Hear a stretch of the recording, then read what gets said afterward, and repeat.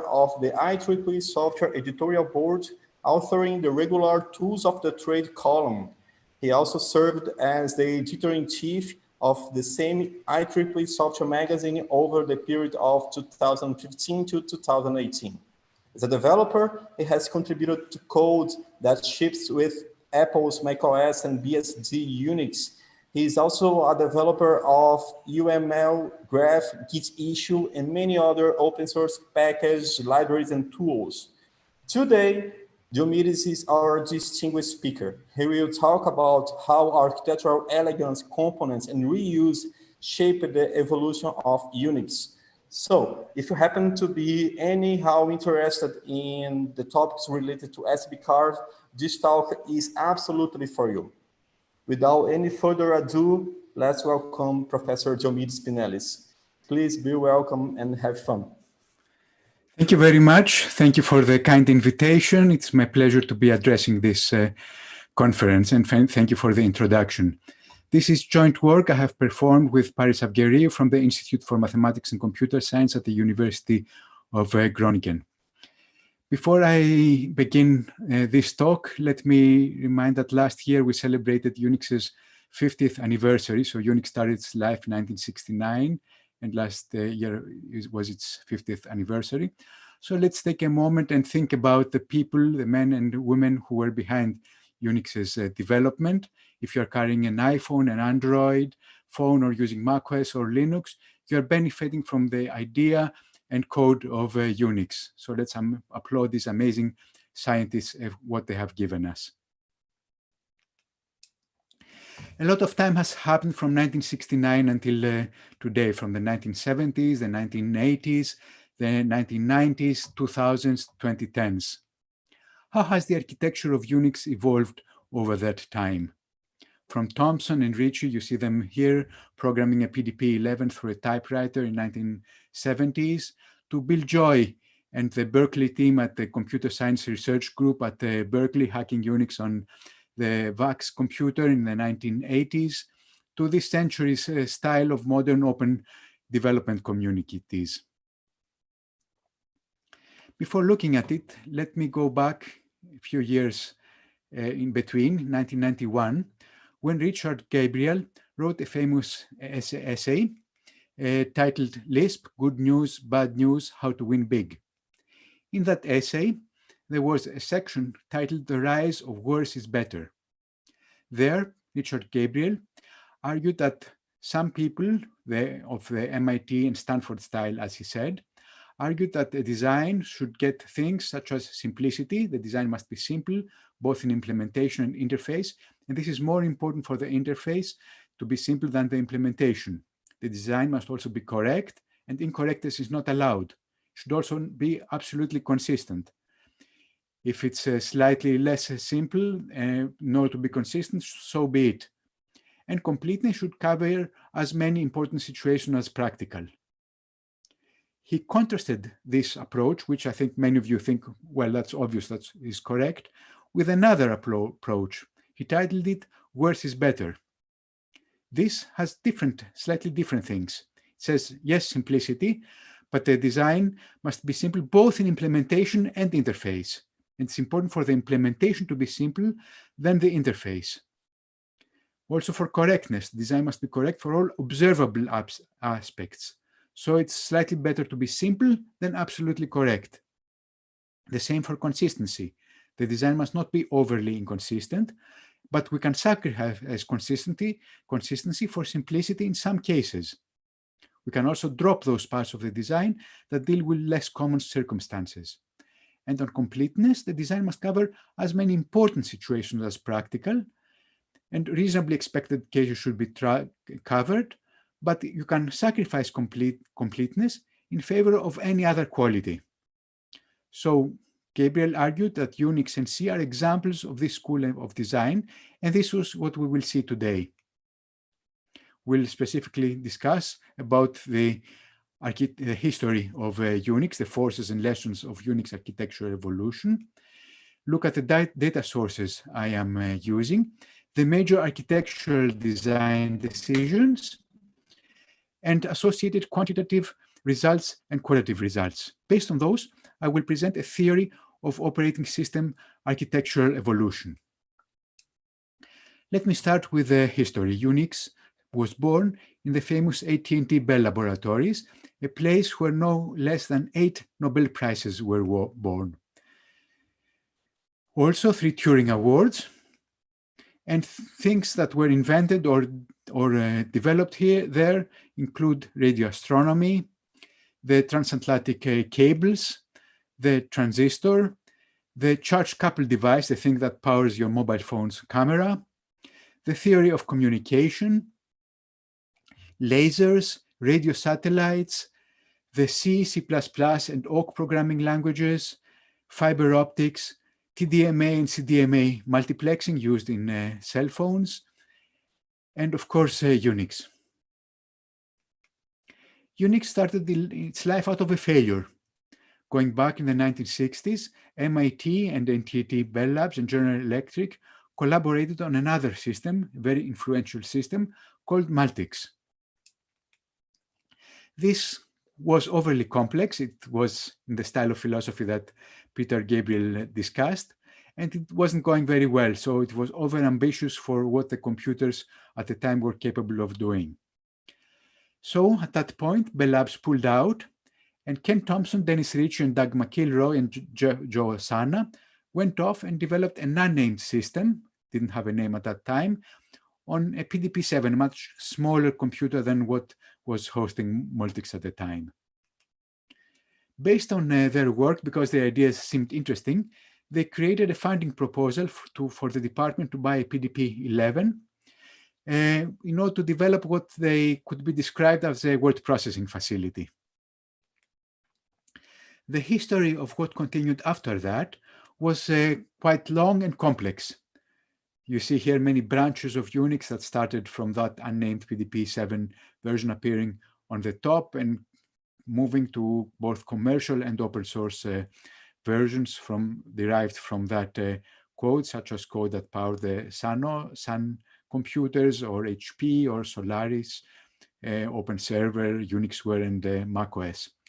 In this talk, I will mainly concentrate on the orange line you see here. As data sources for what I will describe, I'm using 4 important sources. One is a repository on GitHub that includes early editions of Unix in order to include the history of Unix as a Git repository that you can clone and examine.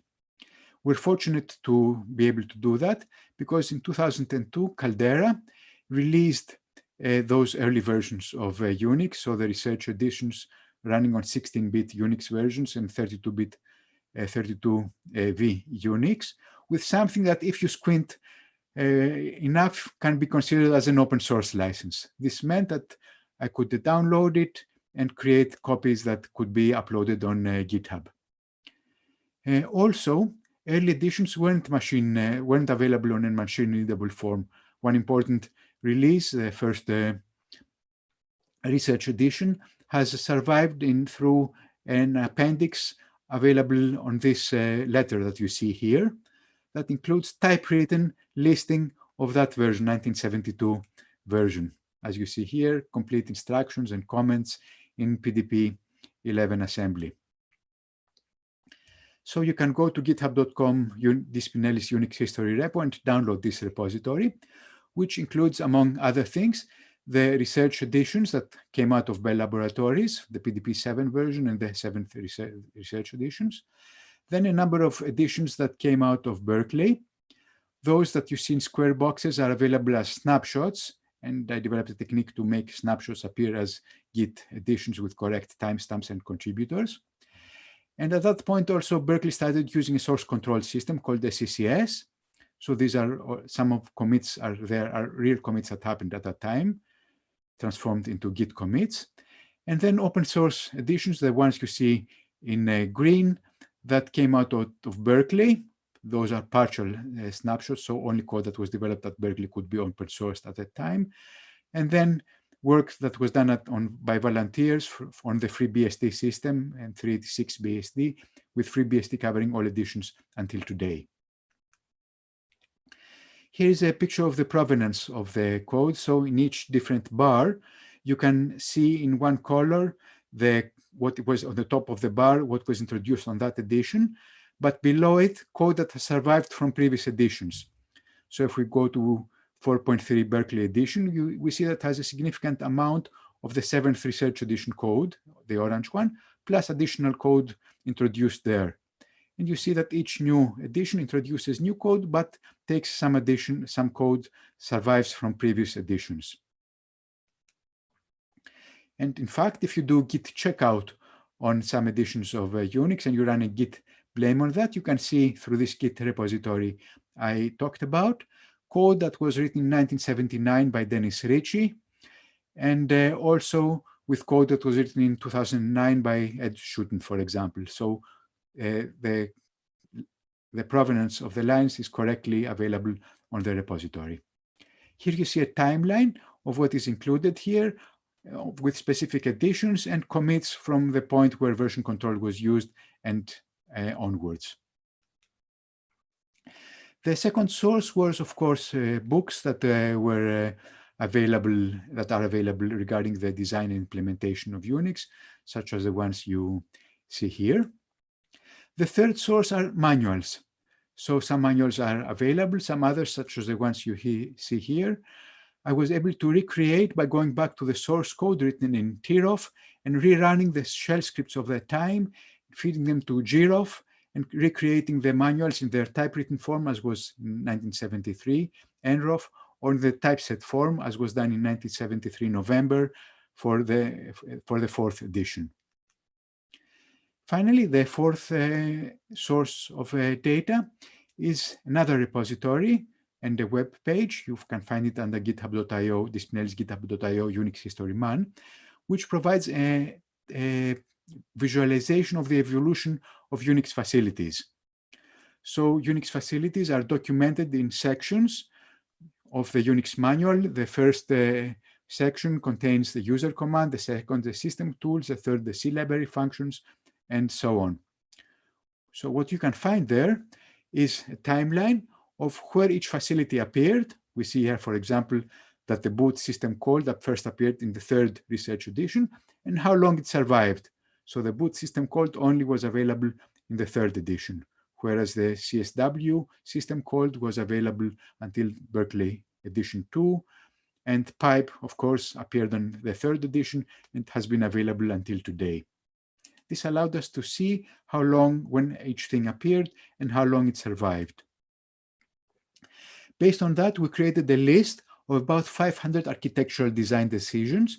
And after a lot of debate and late night discussions, we agreed on the 50 most important ones. I will present them historically, starting from the earliest editions to the newest ones. So I will start with milestones, and namely before 1970, when they created this PDP-7 version. The kernel at the time was 2,500 lines. Imagine 2,500 lines. As Steve Johnson quipped sometime, I've written bootloaders that were shorter than your variable names. Imagine in those lines in assembly language, a complete Unix kernel. And in it, we can see things such as layering and partitioning. So the commands call the kernel, and the kernel does not depend on commands.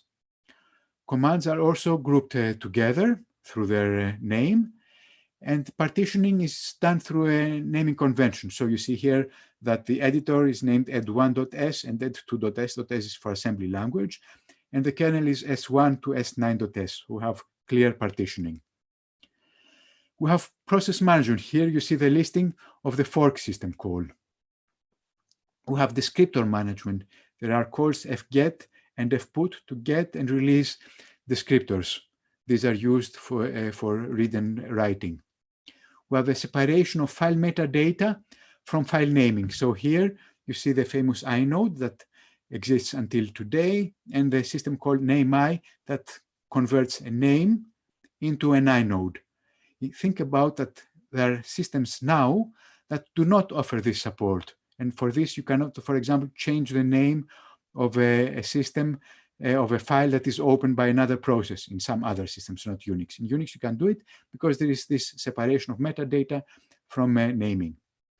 We have devices as files. The devices are no longer available, TTY in, TTY out, keyboard, display, and system, but the idea is still with us. We have a file I/O API with calls such as open, read, write, seek, tell, and close, and these have survived until today. And a very primitive file system API, create, rename, link, and unlink. Again, this exists until today. There is even that system, an interpreter, you see here, and for a language called B, and at least two commands, int for indentation and lcase for lowercase convention, are written in this relatively high-level language, namely B. The rest of the system is written in assembly code, but here you can see a high-level language. This is implemented in a threaded code interpreter. And I end here the discussion of the PDP-7 system, the unnamed system, and I moved in the first system actually called Unix, which was running on PDP-1120. Here is its console, a similar one you can see here. The first research edition, keep in mind here is a recreation of the architecture that we designed, featured many decisions, and keep in mind this picture because we will need it later on. First of all, it contained a binary API. You see here the numbers for some system calls. And if I move to FreeBSD 11, 2018, you see the same system calls with the same names existing until today. So sysclose is now close, and syscreate is create, and syslink is link, and so on. We have the shell as a user program. So at the time, typically the shell was something that was given to you by the gods that created the operating system. But Unix, through the password file, allows you to choose which shell you can use, as you can see here. We have the abstraction of standard I/O. So through the redirection operators, less than and greater than, you can change the program's input and output. We have interoperability through documented file formats. So a number of files use a specific format, and this allows files to interoperate with other, allows programs to interoperate with other programs that use the same file format. This is important because this is a very clear example of being lazy, not creating an elaborate API, just documenting the file format, how the fields of the password file are laid out. And each program that respects that can work out and read and write password-related data. This is simple, and it trumps over things like correctness or covering all use cases. Here are examples of specific clients using some file formats. So the archive file format used by AR and LD, the a.out file format, output of the assembler and the linker, are used by AS, LD, strip, and NEM and UN. There was no API at the time for reading and writing a.out files. There was just a documented file format. Even for directories had the same idea. You documented the file format of the directory, simplicity, and programs like du, find, ls, ln, make, dir, and remove directory use that format in order to process directories. And the list goes on. Another interesting idea was user-contributed tools and games. These resided in a directory named /usr for user. Anybody could put things there, and so this allowed the system to grow without bureaucracy. But there was also some social control. If somebody put a program there and forgot to add documentation for it under user man, a cron programmer ran a scheduled task which could go and remove the program from USR because it was undocumented. So a very simple way to add programs, and /usr is with us today with many useful programs that initially were contributed by users, but also a social mechanism to keep programs documented. Very simple, no elaborate bureaucracy. Tree directory structure, and see just two system calls, but a number of programs that use them. A mountable file system interface, and that ends the first research edition. What did the second research edition bring us? Mainly a software library with things, subroutines, still written in assembly language, but you can find them, many of them, still in the C programming language. The third research edition brought a very important architectural abstraction. namely files and filters. The idea behind those was already in the mind of Doug McIlroy in 1964. You can see here a memo that he wrote at that time, which said that we need some ways of coupling programs, like a garden hose, screw another part, and our loader should be able to do that, and we should also have a file library filing scheme and so on. The most important is that it should allow to link programs together. It was so influential and important that the people who, when pipes were introduced, almost overnight went and converted programs that had that communicated with files to receive input and output and converted them into filters so that they could be used with pipes. The fourth research edition brought us structured programming. So the kernel was implemented in a programming language called NewB. I leave it to your mind to think which language is NewB. The kernel was implemented in 6,400 lines of NewB and about 800 lines of PDP-11 assembly. And this reduced the symbols that were visible to 105 functions, C functions, and 50 assembly symbols, whereas the first edition, which had a lot less functionality, had 250 global functions, so it was a lot more structured. You see here some examples of parts of the kernel written in this NewB language, which of course you will recognize is very much like C. With it came a language-independent API, so the idea that the same system call can be called from various languages. Here it can be called from assembly language, so you see that pipe is documented with what you place in register 0 and register 1, and also how you call it from B with an array of 2 file descriptors. We have data structure definition and reuse. So data structures, which at the time were just documented in the manual, were put as definitions in .h header files, which others could reuse without having to consult the documentation and keep them synchronized if something changed. It changed forward for something that was good enough some years before, but was not good enough at the time. Dynamic resource management through what you see here as malloc, which is different, it allocates maps. Device driver abstraction, a number of special files that were developed through it. And the driver interface, look, this is object-oriented. You have a structure of pointers to functions, which you can call to open, close, read, write data associated with the device. This device interface is still with us today. A buffer cache, here are the definitions of it, and I've gone to FreeBSD 11, so a modern version of the Unix system, and you see that the same constants and names are still available, with additional things, of course. The fifth research edition, 1974, brings with it command files, so scripts. Here is an example of a script that compiles the kernel and the various commands. Where, and moving on to the sixth research edition, this has been known mainly because a colleague, John Lyons, created an annotated description of this version, a commentary on the Unix operating system, which contained all the source code together with comments on how the source code was working. Here is a reprinted edition of the book. This was illegal at the time, so people created nth generation photocopies, and you can see in it listings of the code and descriptions of what the code did.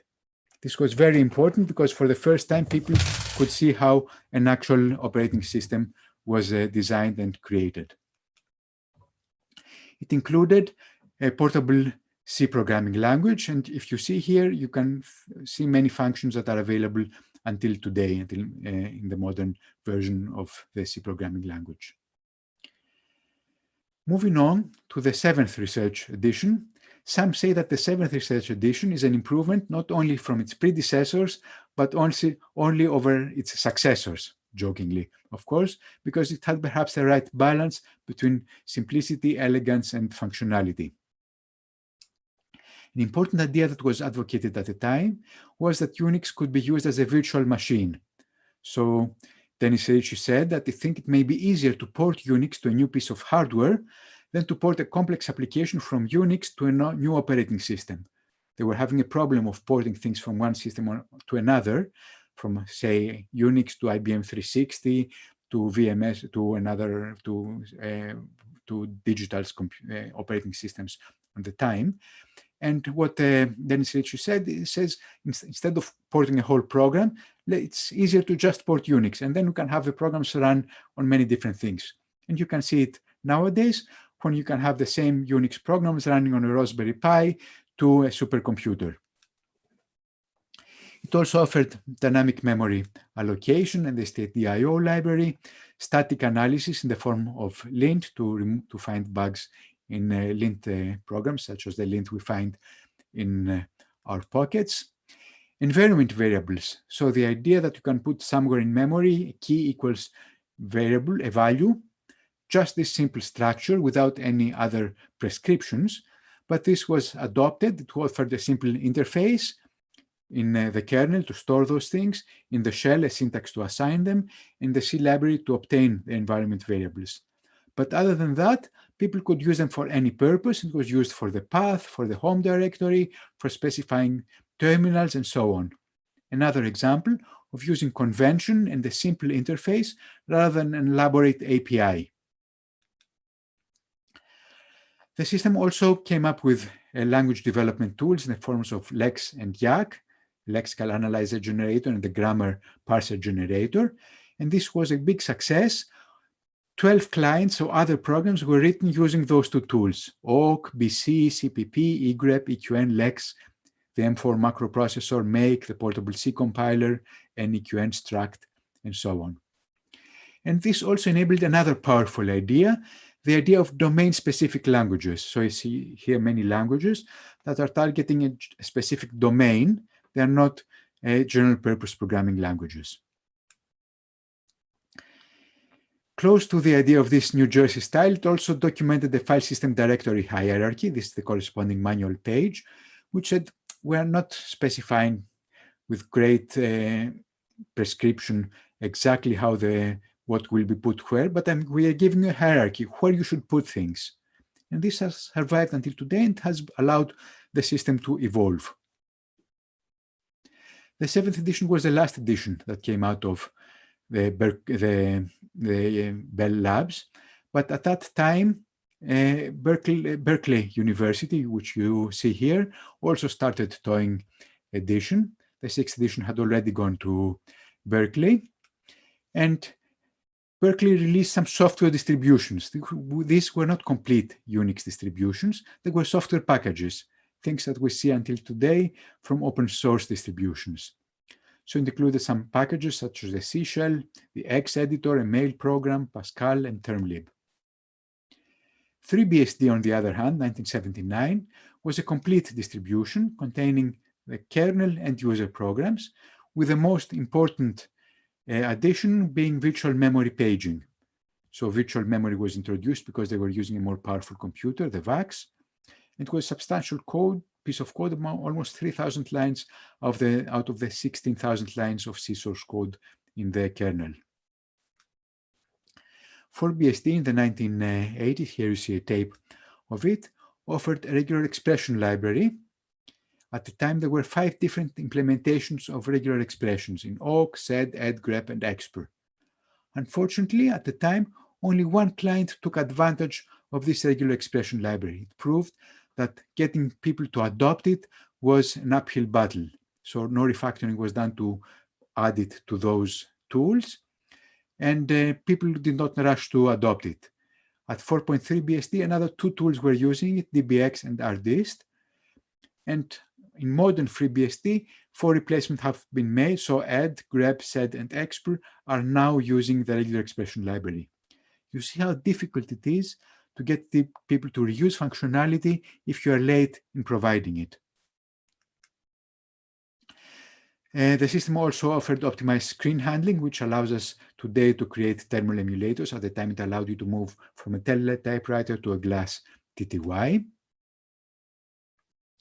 Whereas 4.2 BSD 1983 offered the Internet Protocol family, remote local interprocess communication, so socket and many other system calls, database access for network and users, and the pseudo-terminal driver.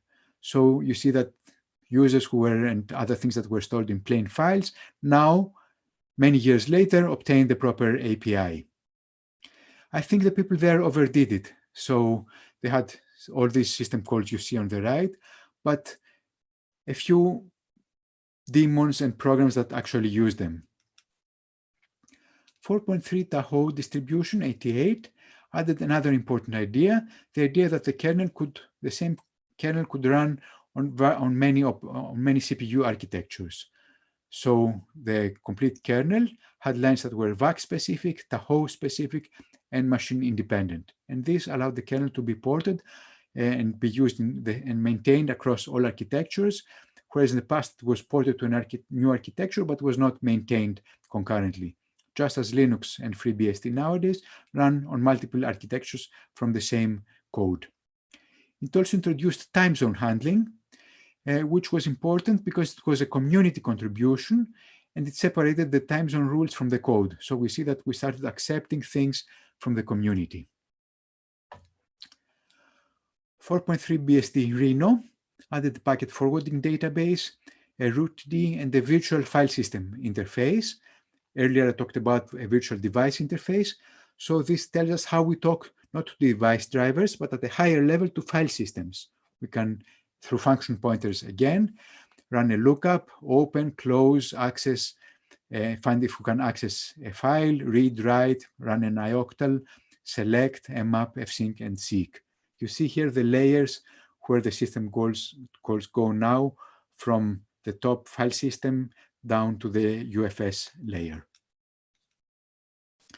It added stream IO functions, so the ability with FunOpen in the GNU universe with FunOpen cookie to say that this, what I'm talking about, is not a file, but some other abstraction that will behave like a file. Unfortunately, again, this seems to have been added late. And so although this is a very clever idea, not many programs have adopted it. So here, for example, you could say that I'm opening a compressed file, and by just having a zopen interface, you could open a compressed file and manipulate it without changing anything else in your program. 4.4 BSD gave us stackable file systems and a generic system control interface. We see here a feature creep, so things that are not widely used but are being added there. Something important at the time, a realization was made that because a lot of the system was developed with public funding at Berkeley, that meant that it should be publicly available, so not copyrighted. That was the system that came out of Bell Labs and AT&T, but code that anyone could read and write. There were still parts that were copyrighted, but two people, Bill and Lynn Jolitz, took the Berkeley code and added those missing files, re-implemented them, and created a version of Unix that could run on a computer anyone could buy, not a VAX or a Tahoe computer, a 386 Intel processor computer, and released it on CD-ROM on the Dr. Dobbs CD-ROM library, a magazine that was available at the time. Based on that, in order to improve it, people started adding patches, and this formed the basis of organized community contributions. And this transformed Unix from an open source software, so something that was released on a CD or from Berkeley on tapes, to an open source project because it has now a community within it. Each patch had metadata, so title, author, description, and prerequisites, and this formed the patch kit that could allow people to put the patches together and create a working system. Unfortunately, Bill and Lynn were late in creating new editions, so people collaborated and said we will create a fork out of it. FreeBSD was its name. It survives until today, powering many important internet infrastructure elements, and the user commands of it are available on macOS. The first edition of FreeBSD started with a package manager. That was a very important thing. The ability to add software from the community so that would not languish as patches that were difficult to integrate, and offer things that are available in all modern package managers, from NPM to Python's manager, so the ability to compile, install, uninstall, and handle dependencies. A very interesting architectural decision. With 2BSD, we had a process file system and also dynamically loadable kernel libraries, so the ability to add things to the kernel dynamically, not including the kernel. A huge success. Nowadays, we have over 1,000 modules available for things like device drivers, file systems, emulators, and system calls. 2.1, we have Linux emulation and packet capture library. With 3.0 comes a thing that's a very interesting idea, a common access method for input-output. So under it, you can access very different peripherals such as SAS, SPI, and so on. But what you can see here is that the subsystem that comes has its own architecture. So we no longer have only the Unix architecture, but a separate architecture for a subsystem. And we'll see this playing again later on. In 3.4, we have another complete subsystem with its own architecture, NetGraph, the ability to handle graphs of network protocols. With 4.0, we have the OpenSSL framework in version 0.94, which comes at 1,100 files and 27,000 lines. So again, a huge system that comes that is bolted onto an operating system. We have jail and access control lists. With 5.0, we have symmetric multiprocessing, a modular disk I/O framework. Again, you see here a separate architecture, mandatory access control, and a pluggable authentication module. 5.3 brought a streaming archive access library and a miniport driver wrapper. With 6, you have basic security module auditing. With 7, the ZFS file system and storage pools, guess how many lines these were, and dynamic tracing in the form of the dtrace tool. 9 brought us paravirtualized I/O, InfiniBand support, and application compartmentalization. 10, virtual machine monitor, Beehive, and fast user space raw packet processing. And 11, network blacklisting. I leave it to you to think if you see a specific pattern in these architectural changes. Remember that we identify 50 architectural changes, and I described those to you from the beginning until the modern FreeBSD editions. What does this all tell us quantitatively? How has the system evolved? Here's an example if we look at the number of user commands. These are documented in the first edition, in the first section of the manual. So you look that they have a period of relative stability in the research editions that came out of Bell Labs, an increase during the Berkeley times, and a further steady increase in the FreeBSD editions. If you look at system calls, we have 2 periods of stability during the Berkeley years and the research years, an increase when Unix went to Berkeley, and a steady increase in the FreeBSD years. Maybe in the open source world, it's easier to contribute, or everybody wants to make their mark by adding a system call. C library functions, again, 2 periods of stability and an increase in the recent editions.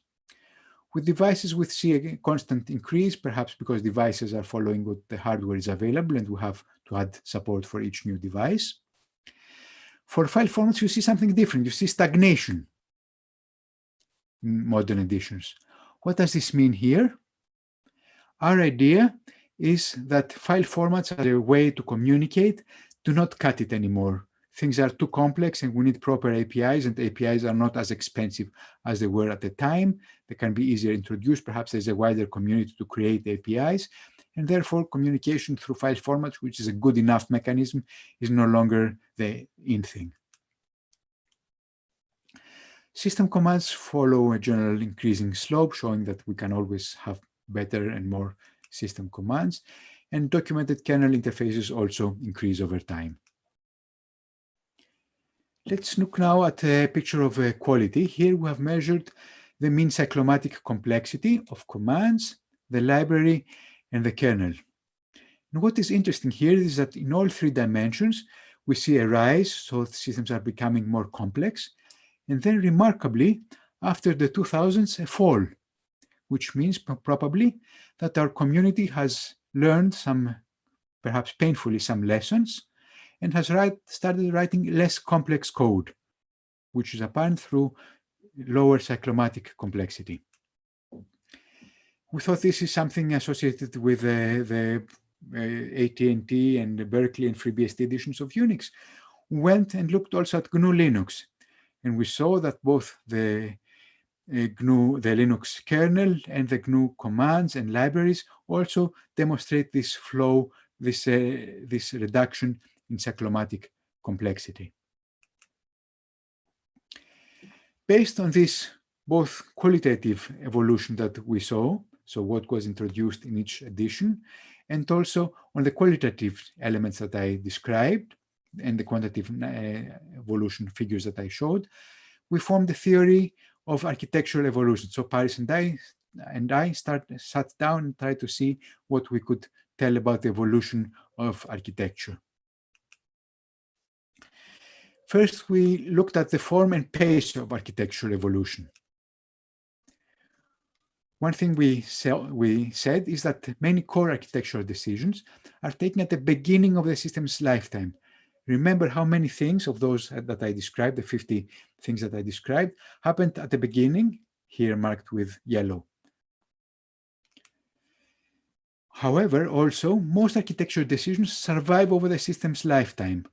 So remember those lifeline pictures I talked about? Here I drew all of them, and you can see that when something appears, it continues to exist. Very few things start and then stop existing. You see some here and here, but mostly things continue to exist until today. Remember here the edition of the architecture diagram that I showed you of the first research edition. Okay, now look at it carefully. Now squint your eyes because I'm going to replace it with an architectural diagram of the current FreeBSD edition. You see that the architectural form has remained stable, especially in areas where technologies haven't evolved. So I'm going back again and forward again. We see many elements, many more elements and complete subsystems, but things are in the place that they were. You can still place them in the same area, and the overall form is the same. We can thus say that also that new architectural decisions are continuously made, further fueling architectural evolution. So although we selected the 50 most important elements, those are not all in the beginning. You see that more and more elements are added as time goes by. It's not that evolution has stopped at some point. The architectural evolution continues. It's not just adding features, we're adding important architectural elements.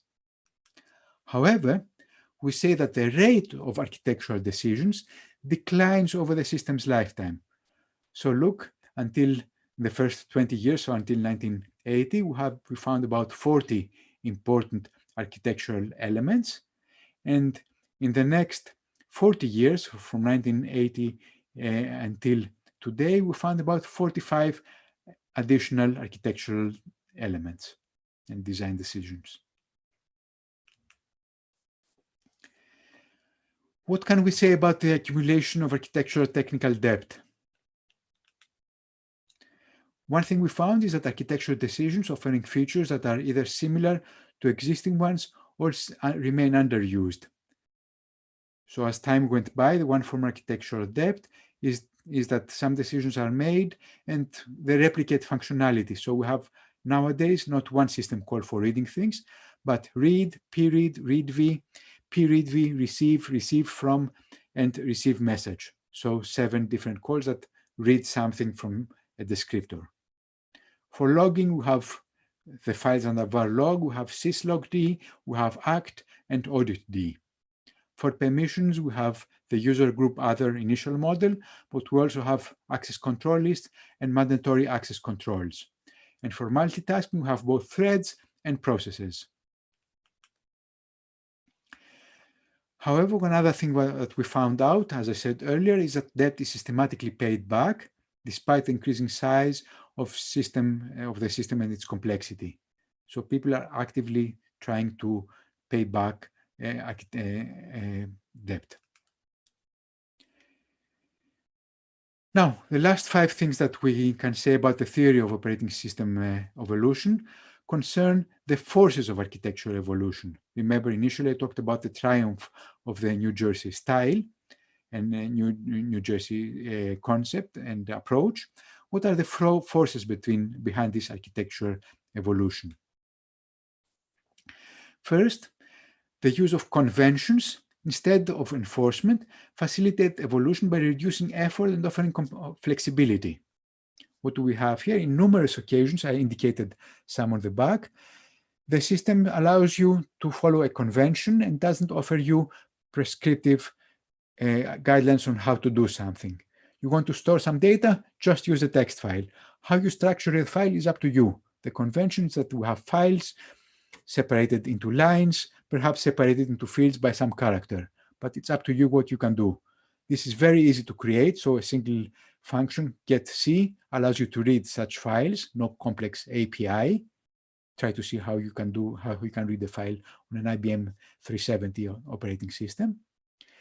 And also offer you flexibility. So in a text file, you can store both source code and the password, not in a database, and a log file. Whereas more evolved systems use separate abstractions for each such thing. The same for the directory hierarchy. I talked about the documented file formats. We document a file format, and if you can write such files, or if you want to read such files as they are documented, you are free to use them. No need to create an API, so this reduces effort, and this also offers flexibility because you can add things to it, for example, comments to a file, and then add something in a comment to denote something else, and this offers you flexibility. I gave the example of environment variables, how many things are used for environment variables. Nowadays, you can store in an environment variable how SSH communicates and passes your credential from one hop to another. At the time when environment variables were created, nobody knew that SSH would ever be needed. The internet did not exist at the time. However, because they were following this convention idea, they offer the flexibility to use them for something completely different. Another important thing is the idea of portability. It's complex to create a portable system, but because it is complex, so moving Unix from the PDP-11 to a VAX to a Sun machine, it is a key driver of architectural evolution. It forces you to take difficult architectural decisions, to think hard about what it means to make a system that is portable, to create portable files, for example, use text formats rather than binary formats. And this allows architectural evolution to continue with the pace and makes possible many good architectural decisions. Another thing that we found is that nowadays we have an ecosystem of other operating systems and third parties that shapes this architectural evolution. So we looked at the major third-party subsystems in a modern version of FreeBSD and found many huge subsystems. Here they are sorted by lines of code. LLVM is 3.4 million lines of code. 11% of FreeBSD 11 is LLVM, coming from a third party. It's not developed within FreeBSD. GCC, another 1.5 million lines. Bintutils, 1 million lines. NTP, 800,000 lines. Heimdall, 700, and so on. So you see many subsystems, substantial, that are added and available through from third parties. These form an ecosystem, and they get incorporated into FreeBSD and, of course, Linux and other operating systems such as macOS. And we also looked at the code commits and found many commits marked by other parties. So many commits come from TrustedBSD, from NetBSD. I see some voice. It's probably... Hello, can you please mute your microphone? Thank you. NetBSD, OpenBSD, all these cooperate and share code between them. And you see many projects that work in this way, and also many companies, such as Qualcomm, ABT, Juniper, NetApp, Illumos, and so on, that Apple, that share code and commits. And also Linux, you see that the 150 commits, but 100,000 lines of code are derived from Linux. However, these third-party subsystems facilitate evolution through reuse, but they also add technical debt. How does this happen? Because once you add something, you cannot refactor it from a third party. You cannot refactor it to reuse your own system's functionality. You take it as a whole. So you have replication of functionality and not a consistent architecture that is available throughout the system. Related to it, we have large subsystems that form their own independent architecture. So a number of such subsystems such as NetGraph, SSL, MAC, PAM, GEOM, BSM, ZFS, and dtrace have their own independent architecture, and this evolves separately from the architecture of FreeBSD as a whole. This brings me to the end of this talk. You can find more in a paper that will sometime be published. It's openly available online, but hasn't yet got an issue number, in the IEEE Transactions on Software Engineering, titled Evolution of the Unix System Architecture, an exploratory case study. And also, if the tools that I described, many of them were used for creating this study and slides, you can find the MOOC that I'm running on edX called Unix Tools, Data, Software, and Production Engineering. It's available on spinellis.gr/Unix. If you go there, it will guide you this URL to the actual MOOC. Thank you very much for your attention. And of course, I'm open to questions and discussion. Many thanks, Professor. I think it was a very insightful keynote, and we have some minutes for questions. For those that are here, if you want to ask anything, please just unmute and go for it. You can also write down the questions on Discord, and I can read the question here. And while we wait for someone to ask some questions, let me just get started. So I think one of the questions that I have is, you mentioned that many technical improvements and architectural decisions that happened in the 70s and in the 80s. You also mentioned that about 40 key architectural decisions happened during that time. 70s and 80s. Yes, yes, such as pipe and filters, environment variables, the DSL. So do you have an idea why these ideas, these technical improvements happen in the majority of the case? Majority, I think, in a way that in a small amount of time, a lot of these decisions came out. So do you have an idea why it is happening in that time, and why we don't see such breakthrough improvement these days in operating systems architectures? Right. So the question is, why so many things happened in the first 20 years, and why has the pace of architectural evolution slowed down, as I showed? Right. Our take on this is that the evolution was easier at the time where the system was developed by a closed group, so people could walk down the hallway and talk to each other, and that was the case both at Bell Labs and in Berkeley. It was a smaller system, so it was easier to add changes. I described earlier how the people, once they created the idea of pipes, overnight, really overnight, at night before, the programs accepted file arguments. Cut, you write cut file, you could not redirect standard input. And in the morning, it was a filter, and you could filter through it. So it was quite easy to change it because it was a small system. Nowadays, it's many tens of millions of lines long. So an important architectural decision would mean perhaps refactoring many elements of the system at a prohibitive cost. Also, a lot of architectural evolution is probably happening at those subsystems I talked about.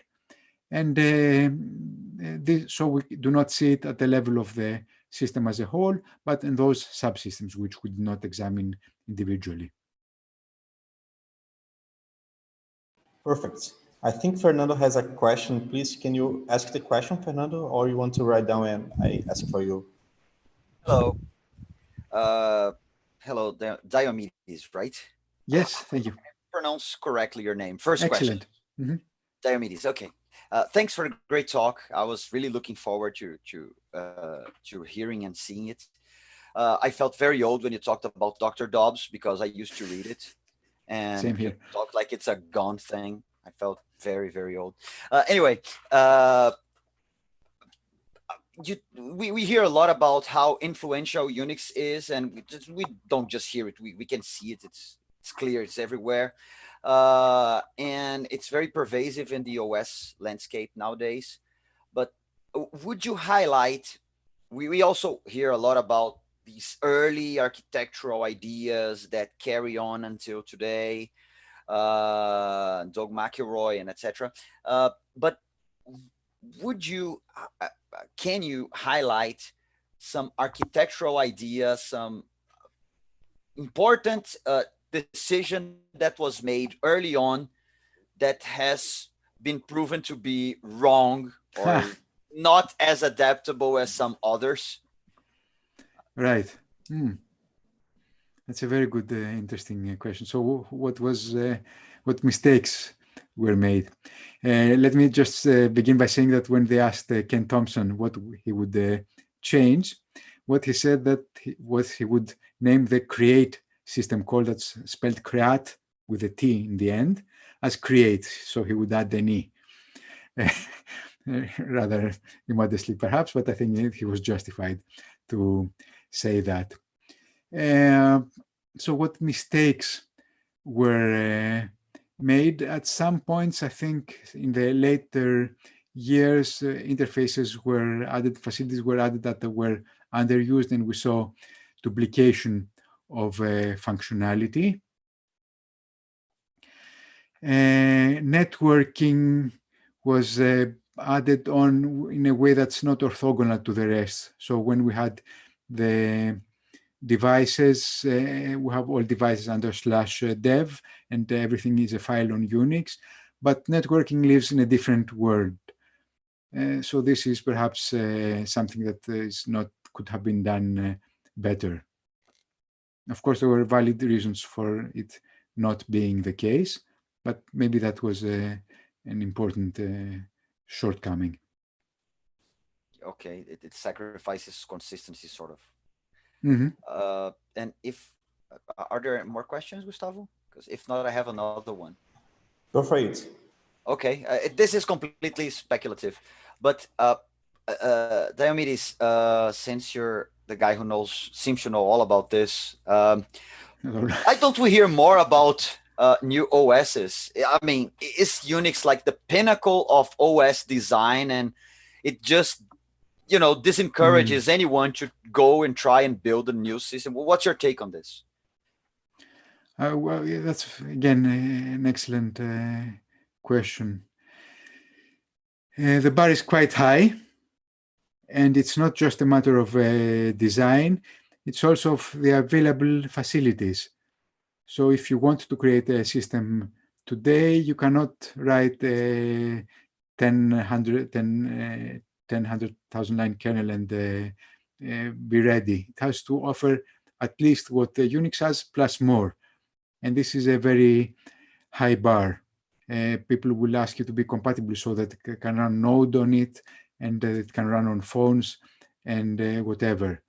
So it's difficult to start with a new system. We see new ideas being tried out on various flavors of Unix, and those facilities that I showed in the later years are important evolutions, but it would be difficult, I think, to start from scratch.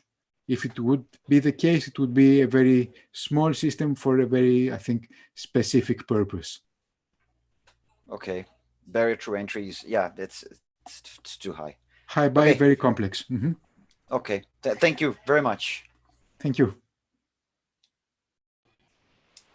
Thank you also for the question. So there is also a question from Rodrigo. Rodrigo, do you want me to to ask your question, or do you want to go for it? So I think you want me to ask your question. So Rodrigo asked in the chat.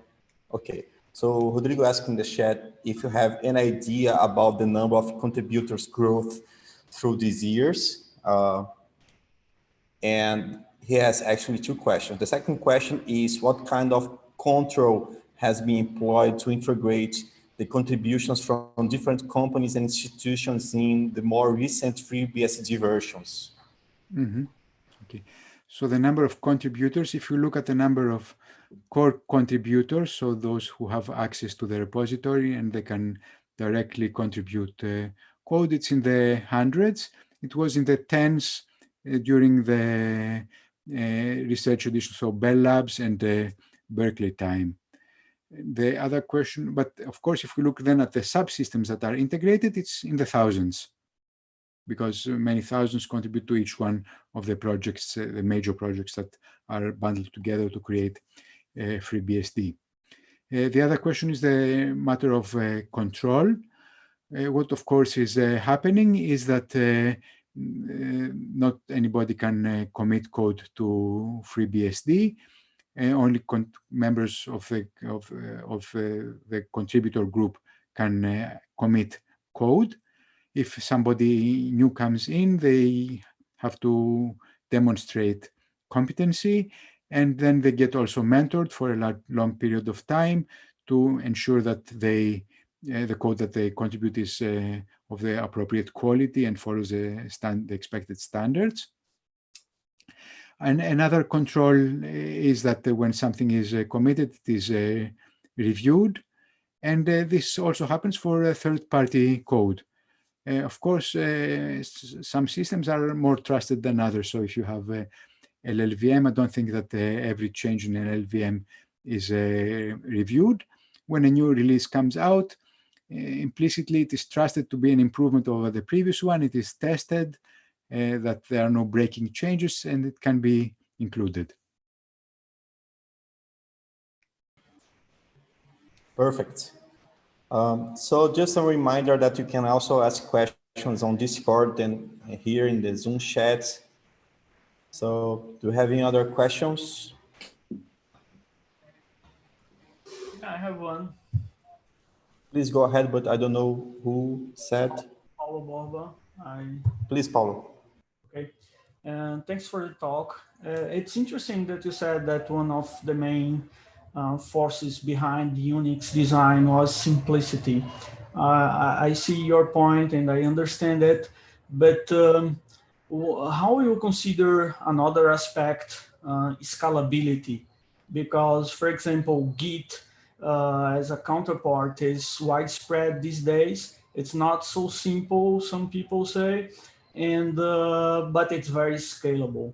So how would you compare actually scalability and simplicity as the main role behind the success of Unix? When we talk about scalability, we need to define what we mean by scalability. In terms of performance. You know? Sorry? In terms of performance? Yeah. Okay, and you say that Git is scalable because it can handle repositories that are gigabyte size, such as the one I created for this study, I presume. But Unix is also scalable. Its original design on how data is stored on disk with the direct blocks and the single and double and even triple indirect blocks scales to files that are many times larger than the disks that are available at that time. Yeah, so sure. I don't think, yes. Mm-hmm. I understand. Let's discuss this further. But I understand that Unix is also scalable. What I'm asking is scalability a major force behind the success of Unix when comparing to simplicity? Okay, if scalability is more as a, not as a, I think as an attribute, you mean for its success, right? Yeah. The ability to scale. I cannot see how scalability could have been easily compromised in its design. I don't think an operating system, it's easy to create an operating system that is not scalable in terms of storage that it can handle, or users that it can handle. Maybe, yes, I've seen some bad decisions of operating systems of companies I cannot, of other companies that once you add a number of elements, they start degrading in performance. But such things also existed in Unix. And what happened later on was that people polished them and removed those obstacles. So it wasn't born scalable.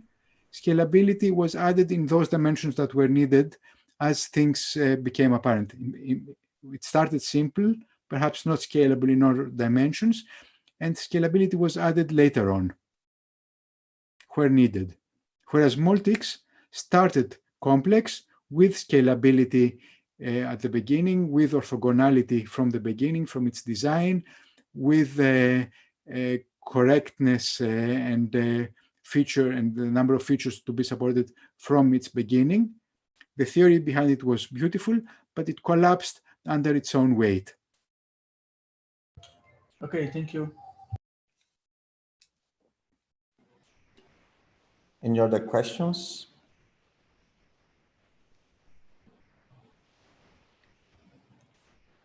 So while we wait for some other questions, I have another question.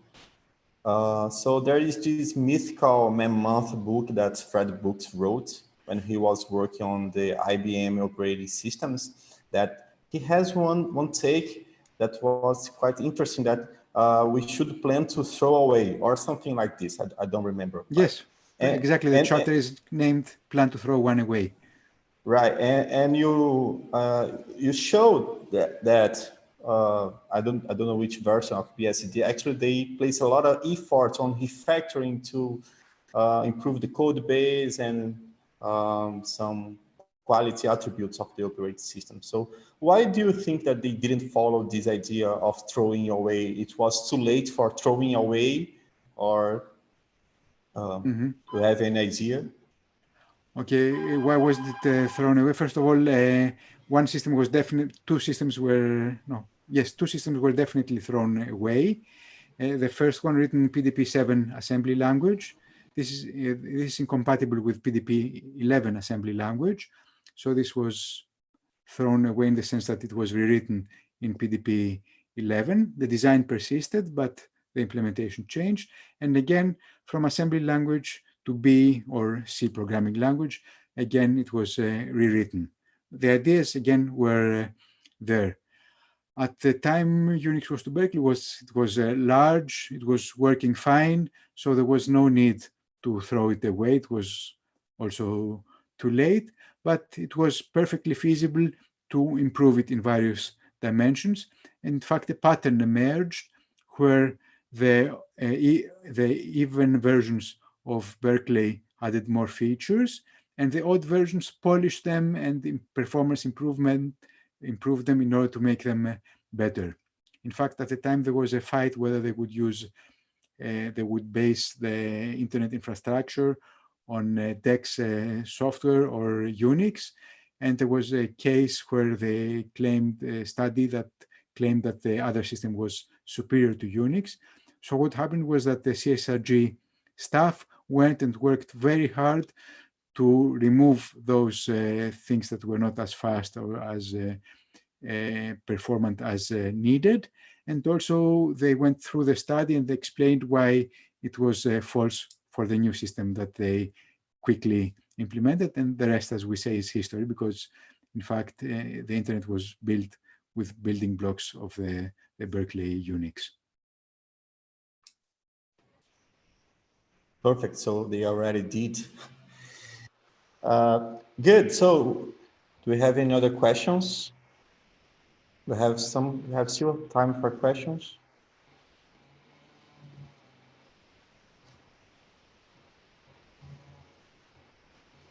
Okay, I still have one question. I noticed that somewhere in your presentation that you have all these data in a repository if I happen to give this repository to a student of mine and asking him to work on this data, what are the open questions that you think are interesting to some students, some master or PhD students to work with this data? Thank you. Again, a very interesting question. I find quite perplexing this picture that we have seen with a change in the complexity, cyclomatic complexity. So examining why this change has happened is, I think, a very interesting question. Is it through new code? Is it through refactoring? And what specific elements of new code make it different from the previous code? Perfect. So there is one question in the chat. So Armando, do you want me to ask your question?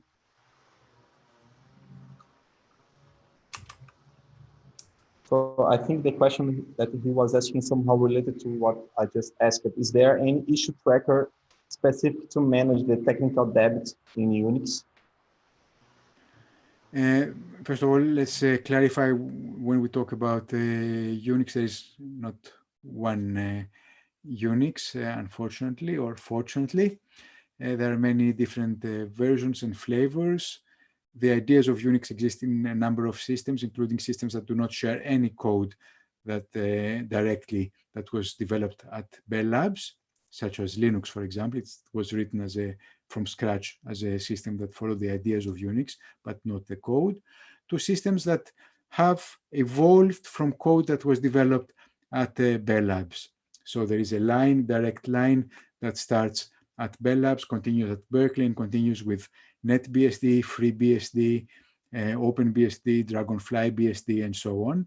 And also many commercial systems that trace the ancestry there, such as Oracle's Solaris, HPUX, AIX, and so on.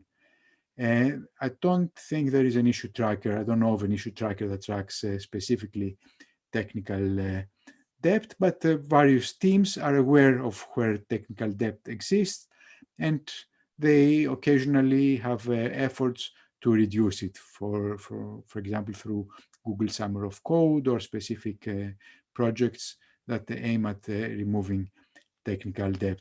Of course, in the open source community, it's always more people prefer to add code and new features than to work on reducing technical debt.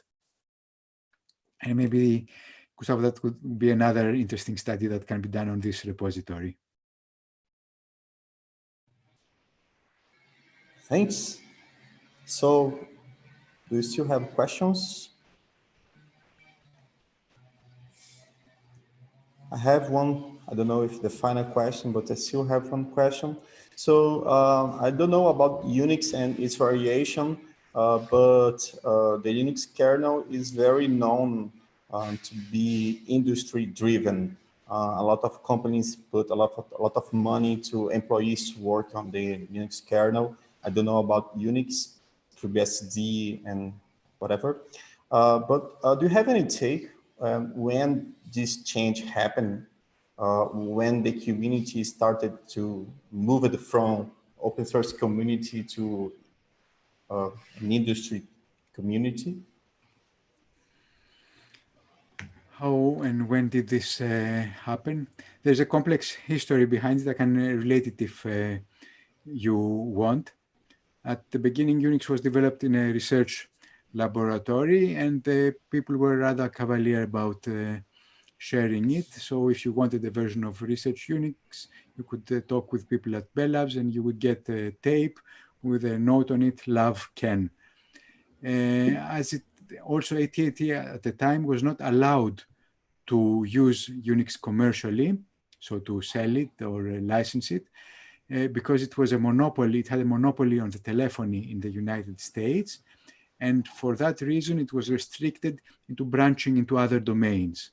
So the environment was that if AT&T was allowed to branch, it would take over everything from software to computers to perhaps washing machines and cars. So it was restricted because it had a huge monopoly on the telephony to work only there. So that created a strange environment, in the sense that Unix was available but could not be exploited commercially. When AT&T was broken up, it gained that power to branch into other areas. It started licensing it more restrictively, and other companies could take it and commercially develop it. And we saw then commercial versions of Unix, such as the one that started with the Sun Microsystems, Sun OS, and later evolved into Solaris, Hewlett-Packard's, and IBM's AIX, and so on. And in fact, this also created wars between the various companies. All started adding features and trying to make their own better but incompatible versions in order to lock in customers. So I would say that the 1990s was the era where Unix obtained a more commercial flavor. All right. So do we have any final question?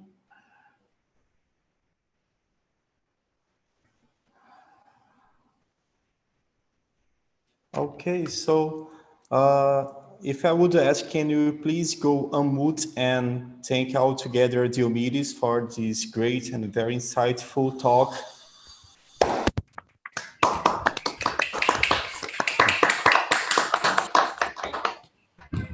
Thank you very much for hosting the talk and for inviting me to this conference. Wish every success to the rest of the conference. Thank you. We have a break now and we come back at 4, I guess. Thank you so much. Bye-bye. It's 15 to 4. 15 to 4. Yeah. Thank you.